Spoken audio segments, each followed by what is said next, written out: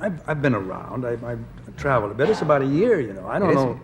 It doesn't seem that long. It seems too. No. I can't keep track of years anymore. They go by so fast. Imagine discovering a long-lost piece of Hollywood history, a final, heartbreaking performance buried for decades, only to resurface when no one expected it. That's exactly what happened with Fred Astaire, the undisputed king of dance. At 80 years old, he stepped onto a sci-fi set in 1979, a far cry from the glamorous stages he once commanded. The footage was hidden, deemed too painful for the public eye. But now, it's out, and fans are left stunned. Why did he do it? And what drove one of the most legendary performers in Hollywood to take his final bow in such an unexpected place? Born Frederick Austerlitz in 1899 in Omaha, Nebraska, Astaire's journey was never an easy glide across a polished floor. His parents,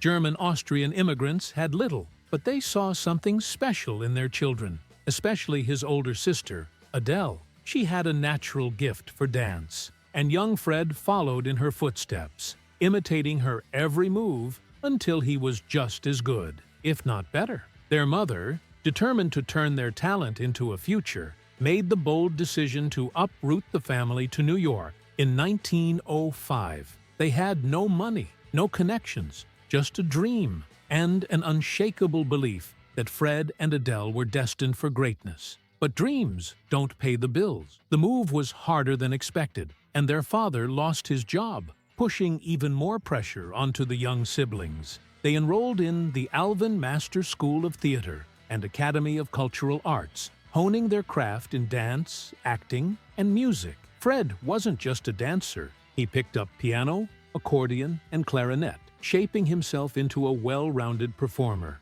By 1911, they were regulars on the vaudeville circuit, a whirlwind of performances across the country. It was grueling, unpredictable, and full of obstacles, but Fred and Adele refused to back down. As the years passed, Adele's natural charisma won audiences over, while Fred's precision and technique became undeniable.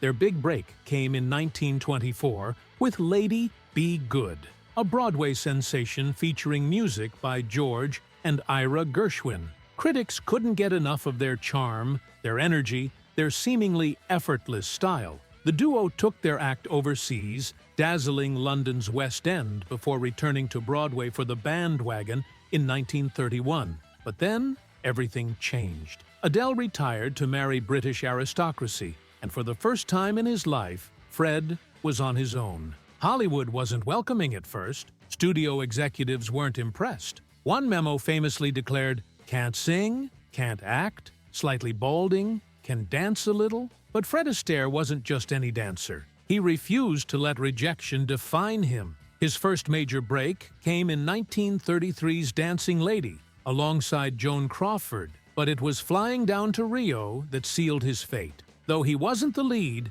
his performance with Ginger Rogers stole the show. Audiences were mesmerized. Suddenly, Hollywood saw him in a new light. What followed was a golden era of dance. Between 1933 and 1939, Astaire and Rogers became the most beloved dance duo in film history, starring in 9 unforgettable movies: Top Hat, Swing Time, Shall We Dance. Each one cemented their legacy. Critics called them magic on screen. Katharine Hepburn famously put it best: he gives her class, and she gives him sex appeal. Behind the scenes, Fred was relentless. He demanded perfection, rehearsing for months, sometimes requiring 40 takes to get a scene just right. He even revolutionized how dance was filmed, insisting on full-body shots to showcase every intricate step. Even after Rogers, Astaire found new partners who could match his style. Rita Hayworth in You Were Never Lovelier,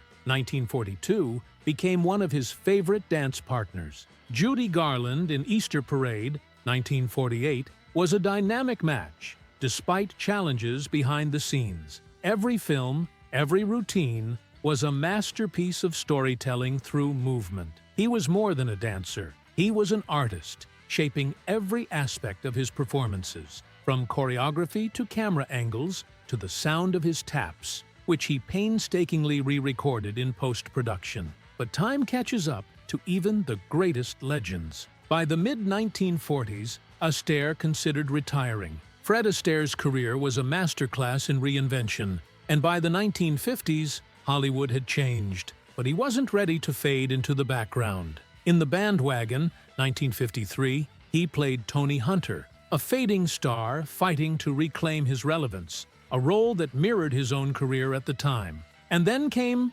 Funny Face, 1957, where he danced alongside Audrey Hepburn in a performance that defied expectations. Though their age difference was stark, their chemistry worked, proving that even in a rapidly shifting industry, Astaire could still command the screen. His duets, particularly Dancing in the Dark and Let's Kiss and Make Up, cemented his status as a legend who could evolve with the times. But Astaire's legacy wasn't just about personal triumphs, it was about sharing his love for dance with the world. In 1947, he co-founded Fred Astaire Dance Studios, making professional dance instruction accessible to the public. What started as a single location in New York expanded into a global franchise, with over 250 studios worldwide today. Astaire didn't just lend his name, he personally designed the programs, ensuring that anyone, regardless of talent, could learn. He believed that great dancers weren't born,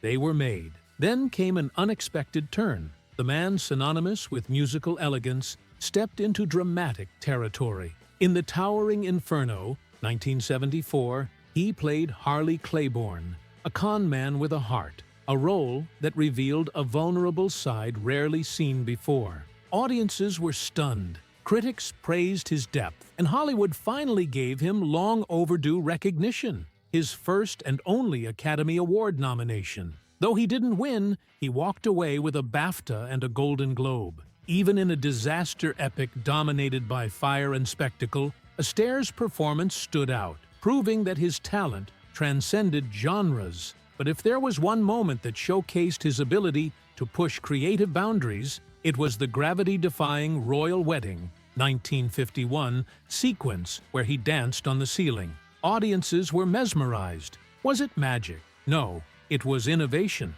Using a rotating barrel set, Astaire made the impossible look effortless. Decades later, Lionel Richie paid homage by recreating the effect for Dancing on the Ceiling, 1986, a testament to Astaire's lasting influence. While his dance moves defined Hollywood's golden age, his personal life was filled with love and loss. He married Phyllis Livingston Potter in 1933, a woman who brought him stability amidst the chaos of stardom. But in 1954, tragedy struck. Phyllis died of lung cancer, leaving Astaire devastated. He nearly quit acting altogether. For decades, he remained single, pouring himself into work and his children. Then, in 1980, at 81, he shocked the world by marrying Robin Smith, a professional jockey 45 years his junior. Their shared love for horse racing brought them together, proving that even in his final years,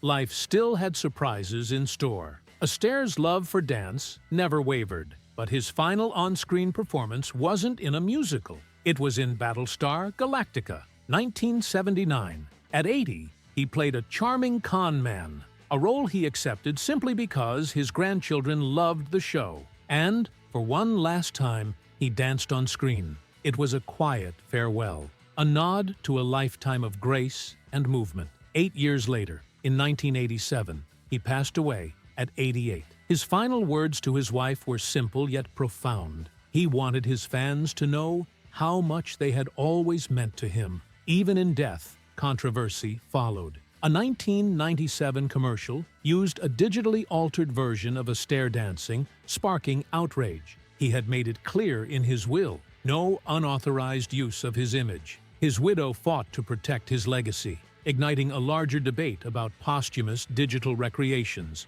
Was it a tribute, or was it exploitation? Fred Astaire's story isn't just one of success. It's a testament to reinvention, resilience, and a relentless pursuit of perfection. Decades later, his legacy still dances on, untouched by time, proving that true legends never fade. They simply find new ways to shine.